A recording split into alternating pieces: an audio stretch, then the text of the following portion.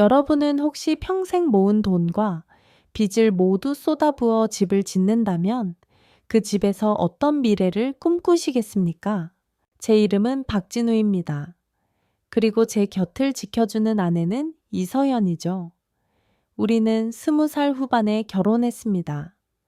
가진 것은 많지 않았지만 서로를 바라보면 늘 힘이 났습니다. 결혼 후 몇 년 동안은 그야말로 하루하루 전부 전쟁 같았습니다. 저는 전국을 떠돌며 건설 현장에서 일했고, 서연은 낮에는 사무직 일을 하고, 밤에는 인터넷으로 작은 물건들을 팔며 생활비를 보탰습니다. 몸은 지쳐도 마음만은 언제나 희망으로 가득 차 있었습니다. 우리에게는 단 하나의 꿈이 있었습니다. 아들이 3살이 되기 전 꼭 아이에게 방 하나를 만들어주고 싶다는 것. 그러나 현실은 녹록지 않았습니다. 제가 태어나고 자란 집은 서울 외곽의 오래된 기와집이었습니다. 벽지는 습기에 눅눅했고 지붕은 비만 오면 여기저기서 새어 들어왔습니다. 세 식구가 한 침대에서 함께 자는 모습을 볼 때마다 제 마음은 무너졌습니다. 어느 날 저녁, 서연이 조심스럽게 말했습니다. 여보, 우리 이제 조금 모은 돈도 있고 부족한 건 은행이나 친척들한테 빌리면 어떨까? 집을 새로 지으면 아이도 편하고 우리도 한숨 돌리지 않을까? 그 말은 제 가슴을 세차게 울렸습니다. 사실 저 역시 같은 생각을 하고 있었지만 감히 꺼내지 못했던 겁니다. 집을 새로 짓는다는 건 단순히 벽돌을 쌓는 일이 아니라 우리 미래를 세우는 일이라는 걸 잘 알았으니까요. 결국 우리는 큰 결심을 했습니다. 가진 돈과 대출, 그리고 친척들의 도움을 합쳐 1억 5천만 원을 마련했습니다. 그 땅은 다름 아닌 어머니 김정숙 여사의 이름으로 되어 있었습니다. 제가 어린 시절 뛰놀던 마당, 아버지가 생전에 언젠가는 이 땅은 내 것이다 라고 말해주셨던 곳이었습니다. 그래서 주저하지 않았습니다. 새로운 집을 짓는 것이 곧 부모님께 효도하는 길이자 우리 아이에게 더 나은 내일을 선물하는 일이라고 믿었습니다. 착공날, 어머니는 눈물을 글썽이며 제 손을 꼭 잡으셨습니다. 진우야, 네가 이 땅에 새 집을 지어주니 엄마가 더 바랄 게 없다. 이제 마음이 놓인다. 그 말씀에 저는 목이 메어 아무 말도 하지 못했습니다. 서연도 옆에서 미소를 지으며 시어머니의 손을 꼭 잡아드렸습니다. 그 후로 1년 가까이 공사가 이어졌습니다. 또 애약볕 아래에서 땀을 뻘뻘 흘리며 벽돌을 나르는 동안 서현은 하루도 빠짐없이 도시락을 싸들고 현장에 찾아왔습니다. 아들을 한 손에 안고 다른 한 손에는 김치찌개가 담긴 반찬통을 들고 환하게 웃는 그녀의 모습은 저에게 끝없는 원동력이었습니다. 밤마다 우리는 좁은 방에 앉아 미래의 집을 상상했습니다. 거실에는 큰 창문을 내서 햇살이 들어오게 하고 부엌은 넓게 해서 내가 마음껏 요리할 수 있으면 좋겠다. 아이 방에는 벽지에 별 그림을 붙여주자. 밤마다 별빛을 보며 잠들면 아이가 좋아하겠지. 그 꿈을 붙잡고 우리는 하루하루를 버텼습니다.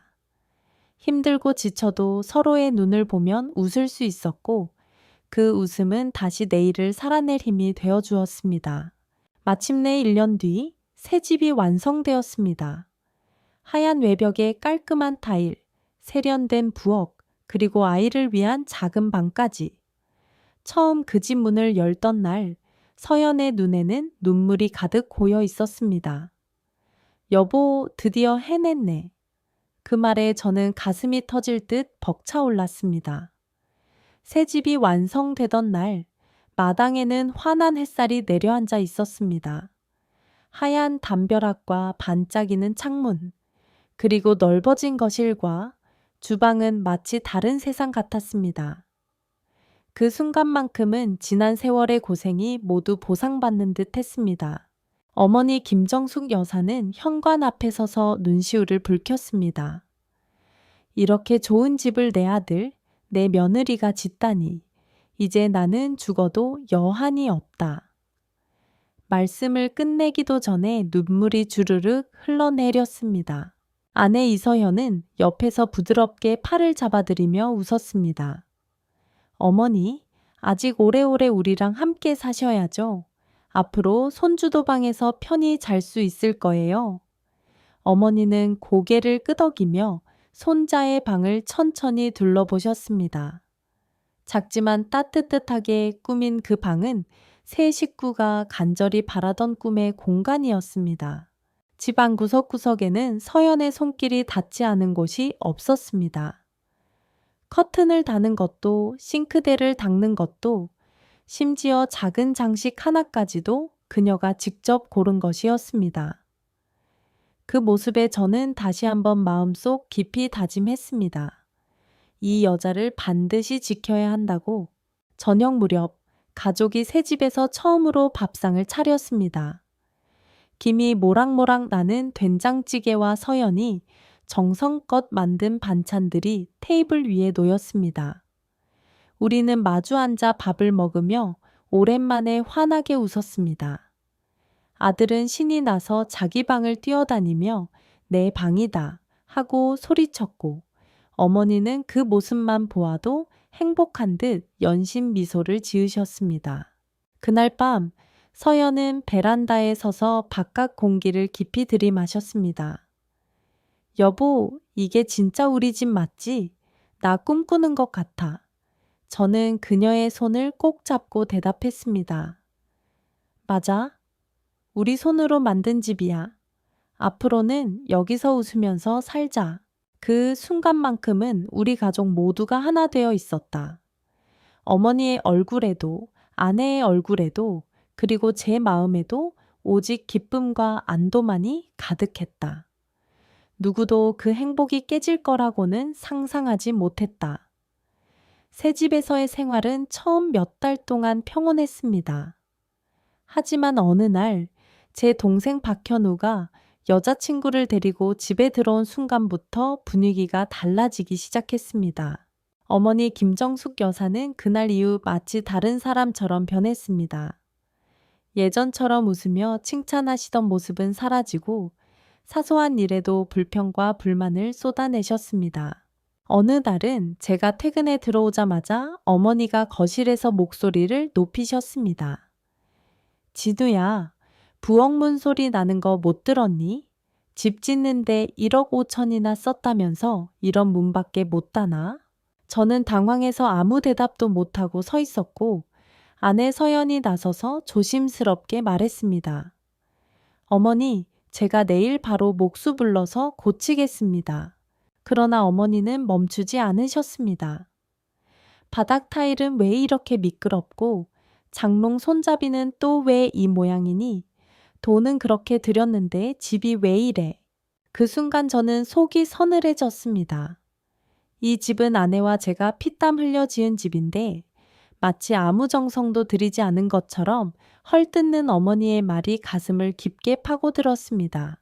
더구나 어머니는 점점 동생의 여자친구 쪽으로만 시선을 두셨습니다.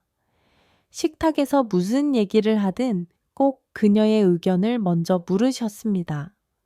반면 아내 서연이 조심스럽게 의견을 내면 곧바로 목소리를 높이셨습니다.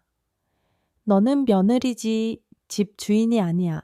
이런 일은 내가 결정한다. 순간 집안 공기는 얼어붙었습니다. 저는 말없이 숟가락을 내려놓았고 서연은 억지로 웃으며 대답 대신 밥알만 삼켰습니다. 그날 이후로 상황은 점점 더 악화되었습니다. 어머니 김정숙 여사는 아내 서연에게 조금의 여유도 주지 않았습니다. 작은 말 한마디에도 버릇없다. 며느리가 어디 감히 끼어드느냐 라며 꾸짖으셨습니다. 그와 반대로 동생 박현우와 그의 여자친구에게는 지나칠 정도로 부드럽고 따뜻하게 대하셨습니다. 식사 자리에서 동생의 여자친구가 음식을 조금만 거들어도 아이고, 손끝이 야무지다. 역시 다르네. 하며 칭찬을 아끼지 않았습니다. 그러나 서연이 온종일 일하고 와서 저녁을 차려도 어머니의 눈에는 흠만 보였습니다. 간이 왜 이래? 며느리라는 게 살림을 이 정도밖에 못하나? 저는 차마 대꾸하지 못하고 고개를 숙였고 서연은 그저 애써 미소만 지었습니다. 그 눈빛 속에는 서운함이 스며 있었지만 단 한 번도 반박하지 않았습니다. 아내의 침묵은 집안을 지키려는 인내였지만 어머니의 편애는 날이 갈수록 더 뚜렷해졌습니다. 결국 우리 가족의 균형은 서서히 무너져 가기 시작했습니다. 어느 날 저녁, 사소한 말다툼이 시작이었습니다. 아내 서연이 조심스레 의견을 내자 어머니 김정숙 여사는 얼굴이 붉어지며 목소리를 높였습니다. 네가 감히 이 집에서 목소리를 내? 며느리가 어른 말에 토달다니 버릇이 하늘을 찌르는구나. 순식간에 거실 공기는 얼어붙었고 동생 현우와 여자친구는 아무 말도 하지 못한 채 고개만 숙였습니다. 저는 나서서 말리고 싶었지만 차마 소리를 내지 못했습니다. 그러자 어머니는 분노를 주체하지 못하고 우리 부부의 옷가지를 방에서 꺼내 마당에 내던지기 시작했습니다. 이 집에서 당장 나가라. 나는 이런 싸가지 없는 며느리를 두고 살 수 없다. 저는 급히 다가가 말렸습니다. 어머니, 제발 진정하세요. 서연이는 그런 뜻이 아니에요. 하지만 제 말이 끝나기도 전에 어머니의 손바닥이 제 뺨을 세차게 때렸습니다. 순간 귀가 울리고 얼굴이 화끈거렸습니다. 그러나 그보다 더 아픈 건 친어머니가 아들을 때린 이유가 오직 아내를 두둔했다는 사실이었습니다. 아내 서연은 그 모든 장면을 담담하게 지켜보고 있었습니다. 눈물도 항변도 없이 그저 굳은 표정으로 서 있을 뿐이었습니다. 어머니의 손길이 제 뺨을 때린 직후 방 안은 정적에 휩싸였습니다. 저는 말을 잃고 서 있었고 아내 서연은 천천히 앞으로 걸어 나왔습니다. 그녀는 어머니의 눈을 똑바로 바라보며 담담히 미소를 지었습니다. 어머니께서 원하신다면 저희는 나가겠습니다. 하지만 잊지 마세요. 이 집을 짓는 데 들어간 1억 5천만 원은 저희 부부의 피와 땀이었습니다. 순간 어머니의 손이 떨리기 시작했습니다. 그러나 서연은 한치의 흔들림도 없이 말을 이어갔습니다. 앞으로 이 집은 현우 씨와 어머니가 지키면 될 겁니다. 다만 2가지 중 하나를 선택하세요. 저희가 드린 돈을 돌려주시든지 아니면 그 돈을 효도라 여기고 더 이상 우리 부부에게 어떤 책임도 묻지 마시든지. 그 목소리는 눈물도 원망도 없었지만 오히려 차갑도록 분명했습니다. 그리고 마지막으로 저를 향해 고개를 돌리더니 낮은 목소리로 말했습니다. 진우 씨, 만약 당신이 동의하지 않는다면 우리 이혼합시다. 그 한마디는 칼날처럼 제 가슴을 베었습니다. 수년간 늘 조용히 웃으며 살아온 아내가 처음으로 보여준 단호함이었고 동시에 제 무력함을 직시하게 만드는 말이었습니다. 어머니는 여전히 분노에 차서 문을 가리키며 소리쳤습니다. 당장 나가라. 내가 너희 같은 놈들 필요해서 같이 사는 줄 아느냐? 그 순간 아내는 제 손을 잡았습니다. 더 이상 말하지 마세요. 우리 그냥 나갑시다. 우리는 아이를 품에 안고 집 밖으로 걸어 나왔습니다. 등 뒤에서 들려오는 대문 닫히는 소리가 모든 것을 끝내는 종소리처럼 울렸습니다. 밤이 깊어 아이는 곤히 잠들었지만 제 눈은 좀처럼 감기지 않았습니다. 좁은 방 안에 고요가 내려앉자 그동안의 기억들이 하나둘 떠올라 제 마음을 찔렀습니다. 수년 동안 서연은 단 한 번도 어머니께 대들지 않았습니다. 부당한 말을 들어도 고개를 숙였고 억울한 상황에서도 억지 미소로 버텨왔습니다. 그런데 그 모든 시간을 저는 외면했습니다. 남편이라는 이름으로 곁에 있었지만 정작 그녀를 지켜주지 못했습니다. 얼마나 많은 날 아내가 눈물을 훔치며 주방에서 설거지를 했는지 저는 알면서도 모른 척했습니다. 어머니가 언성을 높일 때마다 저는 중재한다는 핑계로 침묵했고 그 침묵은 결국 아내에게 더 큰 상처가 되었습니다. 지금 제 옆에서 잠든 서연의 얼굴은 고단함이 묻어 있었지만 표정은 이상하리만치 평온했습니다. 아마도 결심이 확고했기 때문일 것입니다. 이제 더는 참지 않겠다. 필요하다면 이혼도 불사하겠다. 그녀가 한 그 말이 귓가에 맴돌며 저를 옥죄었습니다. 저는 스스로에게 물었습니다. 나는 과연 어떤 남편이었나? 어머니의 아들이기 전에 나는 아내의 남편이고 아이의 아버지였다. 그런데 그 사실을 잊고 살았던 건 아닐까? 담배를 손에 쥔 채 달빛을 바라보다가 문득 다짐이 생겼습니다. 더 이상 외면하지 말자. 이제라도 서연을 그리고 우리 아이를 지켜야 한다. 아무리 어머니라 해도 내 가족을 짓밟는다면 나는 침묵할 수 없다. 며칠 뒤 저는 결국 결심을 굳혔습니다. 더 이상 아내 서연을 희생시킬 수 없었습니다.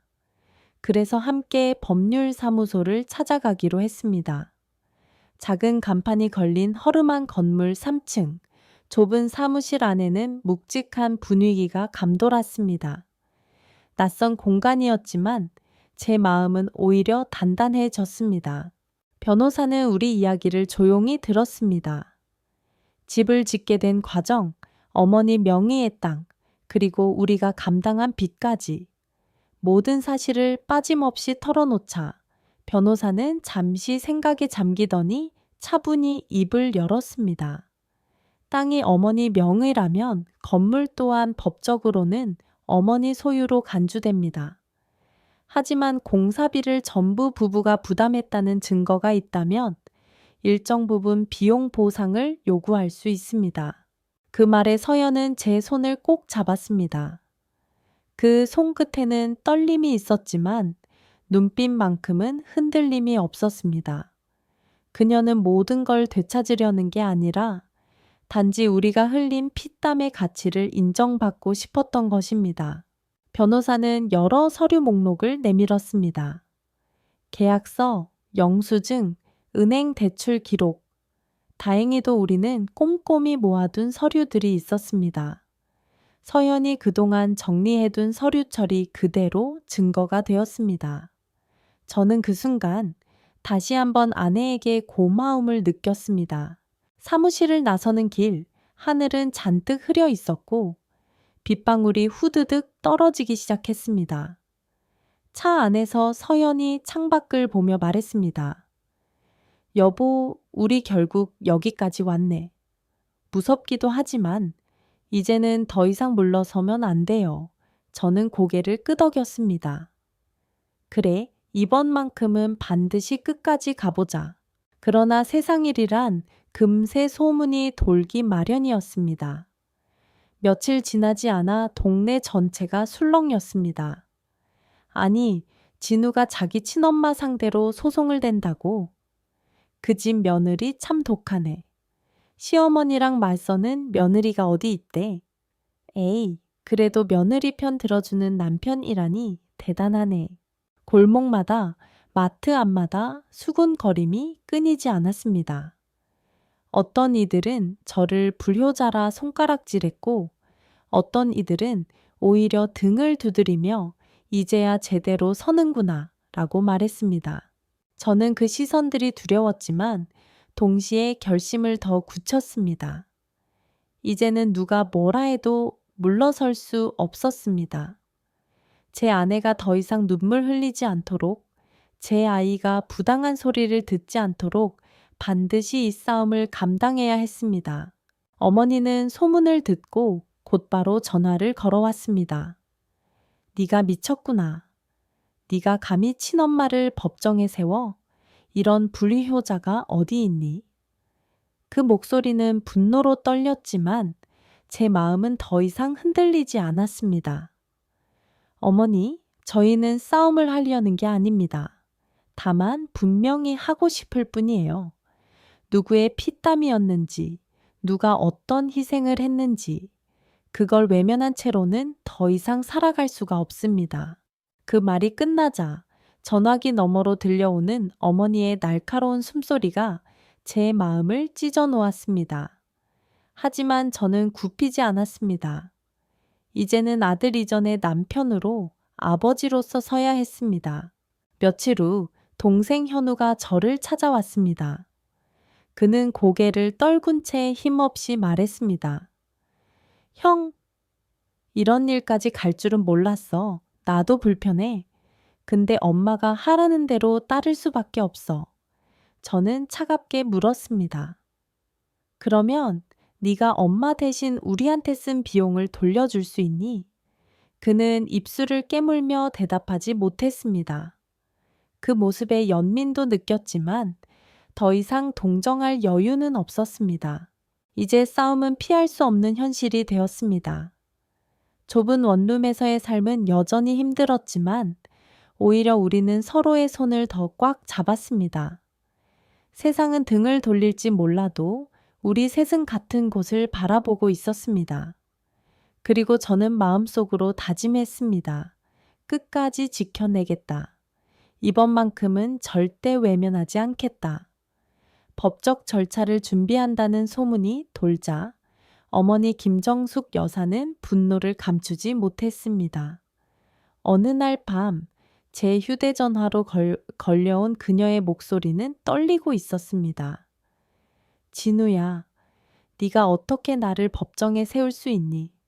내가 널 어떻게 키웠는데 며느리 말 한마디에 피도 눈물도 없이 날 배신하겠다고? 저는 깊게 숨을 고르고 차분히 대답했습니다. 어머니, 저희가 원한 건 싸움이 아닙니다. 단지 우리가 흘린 땀의 가치를 인정받고 싶을 뿐이에요. 그걸 부정당한 채로는 살 수가 없습니다. 하지만 어머니는 제 말을 자르듯 소리쳤습니다. 네가 그렇게 따지면 이 집에서 날 모시는 건 누가 하니? 현우 하나 보고 사는 건데 그 애가 내 것까지 짊어져야 하겠어? 그 순간 저는 깨달았습니다. 어머니는 이미 집을 현우의 집으로 여기고 있었고 우리의 노고를 당연한 희생쯤으로 치부하고 있었습니다. 며칠 뒤 동생 현우가 다시 찾아왔습니다. 그는 고개를 푹 숙인 채 앉아 있었습니다. 형, 미안해. 엄마가 집을 내게 맡으라 하지만 솔직히 나도 부담스러워. 빚도 책임도 다 겹쳐서 숨이 막혀. 저는 그를 똑바로 보며 단호하게 말했습니다. 현우야, 이제는 네가 책임져야 해. 엄마가 내게 집을 맡겼다면 그에 따른 의무도 함께 져야 하는 거야. 우리가 흘린 피땀을 부정하면서까지 편하게 살 순 없어.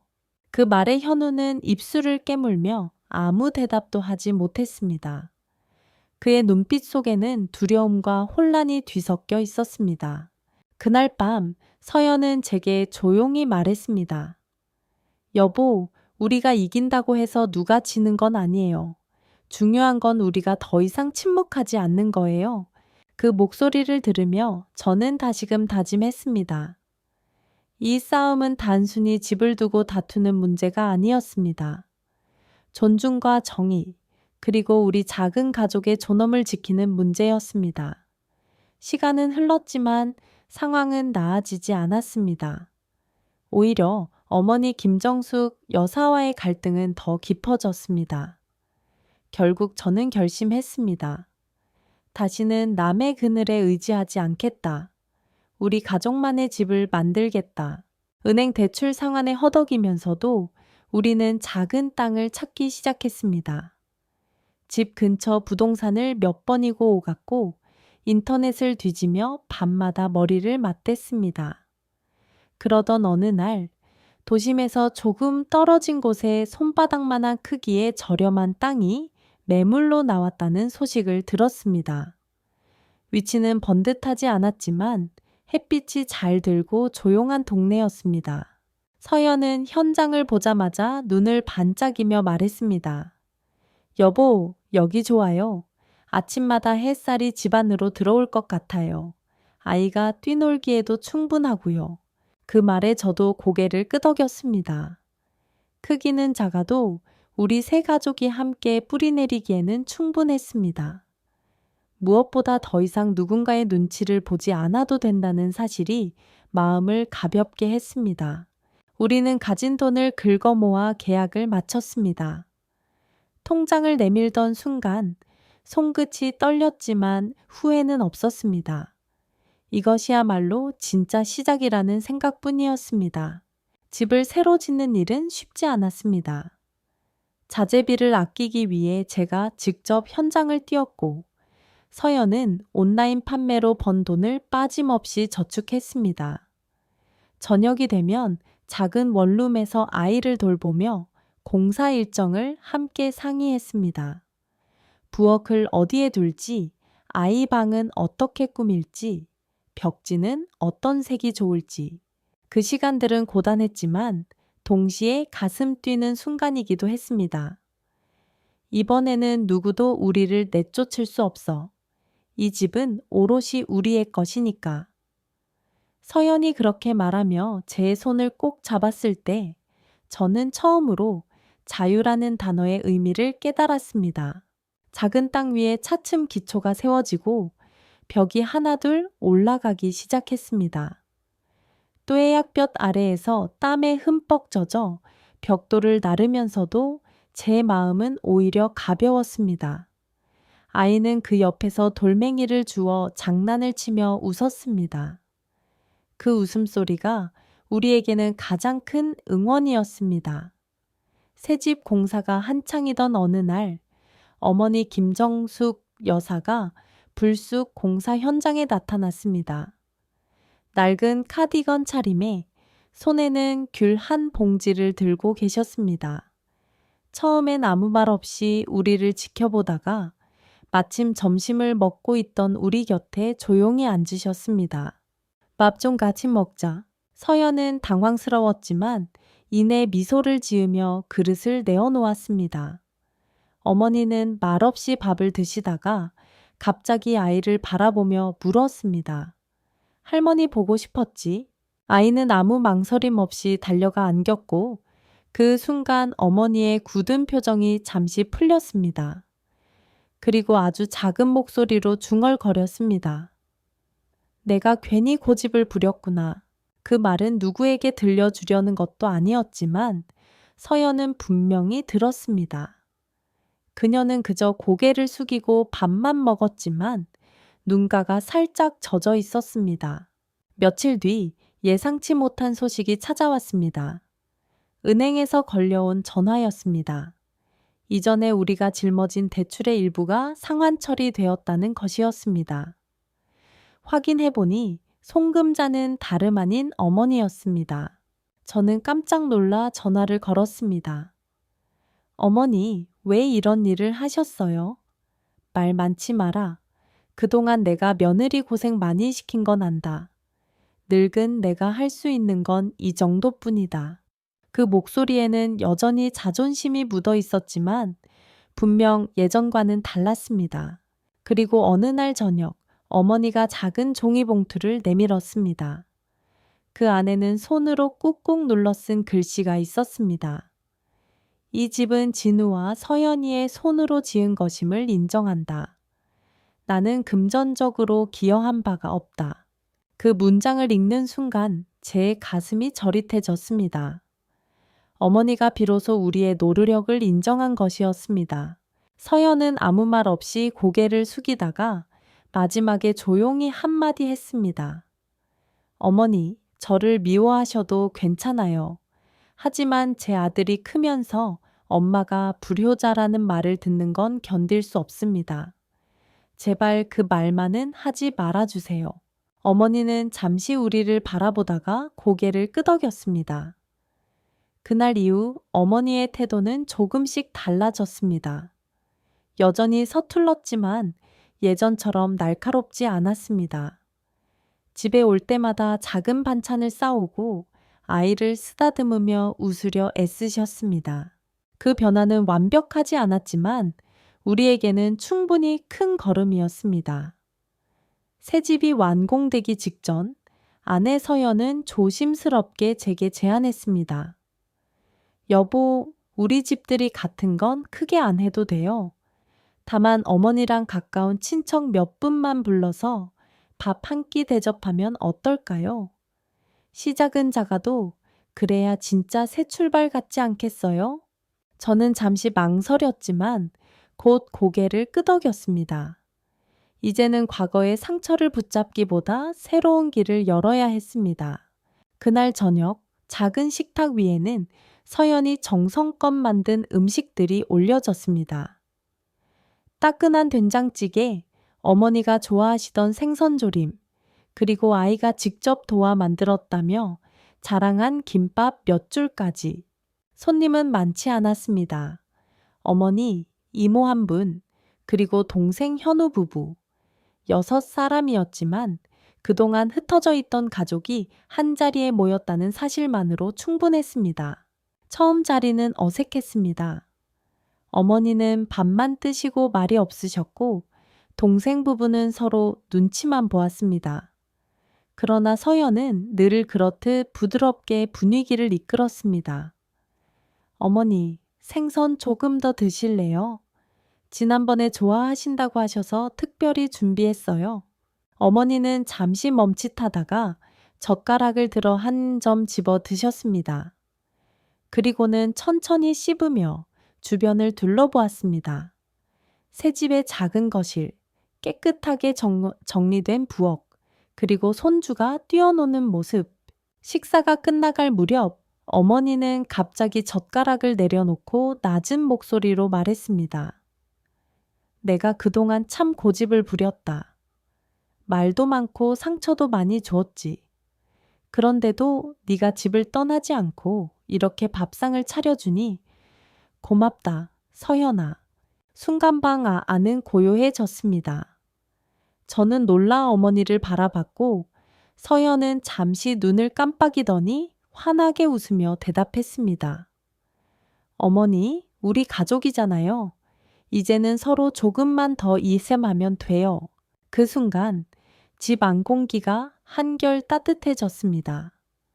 미움과 원망 대신 오랜만에 가족이라는 단어가 다시금 살아났습니다.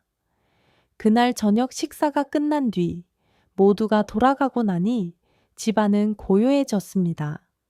저는 현관 앞에 서서 새로 지은 집을 한참 바라보았습니다. 낡은 원룸에서 시작해 여기까지 오기까지 얼마나 많은 눈물과 갈등이 있었는지 머릿속을 스쳐 지나갔습니다. 서연은 부엌에서 설거지를 마치고 나와 제 옆에 섰습니다.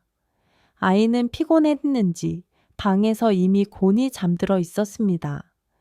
저는 조용히 아내의 손을 잡으며 말했습니다. 집이 크든 작든 좋은 가구가 있든 없든 결국 집을 집답게 만드는 건 우리 둘, 그리고 아이인 것 같아. 서연은 미소 지으며 고개를 끄덕였습니다. 맞아요. 저는 늘 그랬어요. 우리가 함께 있는 한 어디든 집이 될 수 있다고. 그 순간 저는 깊이 깨달았습니다. 어머니의 집에서 쫓겨났던 날은 모든 게 무너진 것 같았지만 사실은 그날이 진짜 출발점이었습니다. 남편으로서, 아버지로서, 그리고 한 인간으로서 다시 태어난 날이었으니까요. 이제 저는 더 이상 두려워하지 않았습니다. 누가 뭐라 하든 어떤 시련이 오든 제 곁에 있는 이 여자를 끝까지 지키고 아이와 함께 살아가겠다는 믿음이 있었습니다. 창문 너머로 달빛이 새어들어 거실 바닥을 은은히 비췄습니다. 저는 아내를 끌어안으며 조용히 속삭였습니다. 앞으로도 고생 많을 거야. 하지만 우리 끝까지 함께 가자. 서연은 제 어깨에 고개를 기대며 답했습니다. 당신이 옆에 있는 한 저는 어디든 갈 수 있어요. 그 말에 제 가슴은 뜨겁게 벅차올랐습니다. 화려하지 않아도, 넉넉하지 않아도 우리에게는 가장 소중한 것이 남아 있었습니다. 바로 서로를 향한 믿음과 사랑이었습니다. 그날 이후 저는 매일 아침 눈을 뜰 때마다 다짐합니다. 가족을 지키는 것, 그것이야말로 남편이자 아버지로서의 진짜 역할이라고.